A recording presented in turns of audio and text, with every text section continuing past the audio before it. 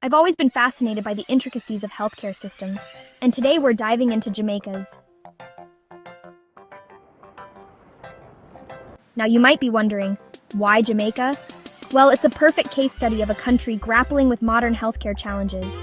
In recent years, Jamaica has faced significant hurdles in its healthcare system, primarily due to high mortality rates from non-communicable diseases and an aging population. These factors have put immense strain on the affordability and accessibility of healthcare services. It's not just about the money spent on healthcare, it's about the value you get in return. And that's exactly what we're going to explore in this video. We'll look at the real costs, both financial and social, and the benefits that Jamaicans are receiving from their healthcare system. It's a complex issue, but by the end of this video, you'll have a clear understanding of the challenges, the progress, and the road ahead for Jamaica's healthcare. Let's start by taking a look at the current state of Jamaican healthcare. The system is facing a double whammy: a high burden of non-communicable diseases, NCDs, and an aging population. These two factors are driving up mortality rates and, consequently, healthcare costs. Now you might be wondering, how is the government responding? Well, they're making substantial investments to improve healthcare infrastructure and services. These investments aim to enhance the quality of care and expand access to essential health benefits. We're talking about millions of dollars being poured into building new hospitals, upgrading existing facilities, and training healthcare professionals. What's fascinating is how they're approaching this. It's not just about throwing money at the problem, it's about strategic investments that address the specific challenges Jamaica is facing. For example, they're focusing on preventive care to tackle the rise of NCDs, which in the long run could significantly reduce healthcare costs. Now that we've set the stage, let's dive into some specific government initiatives that are trying to address these healthcare challenges. Two programs stand out: PROMAC and the National Health Fund, or NHF. First up, PROMAC. That stands for the Program for the Reduction of Maternal and Child Mortality. It's a mouthful, I know, but stick with me because this is pretty impressive. PROMAC is funded by the European Union, and it's made significant strides in improving maternal and newborn care. Now let's talk about the NHF. This fund has been expanding its benefits to include new medical conditions and even subsidized prostate-specific antigen tests for early detection of prostate cancer. Approximately 47,000 Jamaicans have benefited from these expanded services. What's interesting about the NHF is how it's tackling the issue of affordability.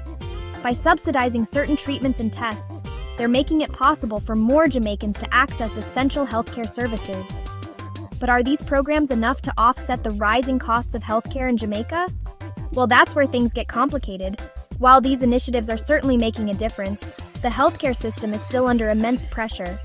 So we've looked at the challenges and some of the solutions. Now let's talk about the future. The success of programs like PROMAC highlights an interesting point: the potential of international collaboration in enhancing healthcare systems in developing countries. But relying too heavily on international aid isn't sustainable in the long run.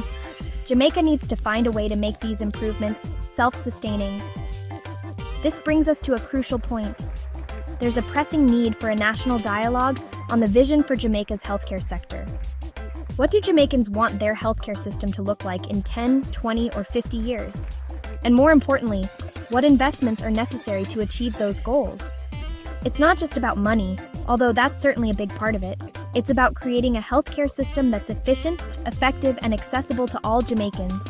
It's going to take a multi-pronged approach. First, there's the continued focus on preventive care to reduce the burden of NCDs. Then there's the need for ongoing investment in infrastructure and training. But perhaps most importantly, there needs to be a shift in how Jamaicans engage with their healthcare system. This isn't just a government problem, it's a societal one. Jamaicans need to take an active role in their health and well-being. As we wrap up, let's circle back to our original question. Is the cost of health in Jamaica worth it? Well, the answer isn't straightforward. Yes, there are significant costs, both financial and social, but there are also undeniable benefits. Programs like PROMAC and the NHF are making real differences in people's lives. The investments in infrastructure and training are laying the groundwork for a better healthcare future, but there's still a long way to go. The challenges of NCDs and an aging population aren't going away anytime soon. The key takeaway here is that healthcare isn't just a government issue, it's a societal one. And that's where you come in. Whether you're in Jamaica or watching from elsewhere, you have a role to play in shaping the future of healthcare. Stay informed, engage in discussions about health policy, and most importantly, take an active role in your own health and well-being. Because at the end of the day, the true cost of health isn't just measured in dollars and cents, but in the quality of life for all citizens. If you found this deep dive into Jamaica's healthcare system interesting, please like and subscribe to our channel. Your support helps us continue to provide these in-depth analyses of complex issues. Thanks for watching, and remember, your health is your wealth.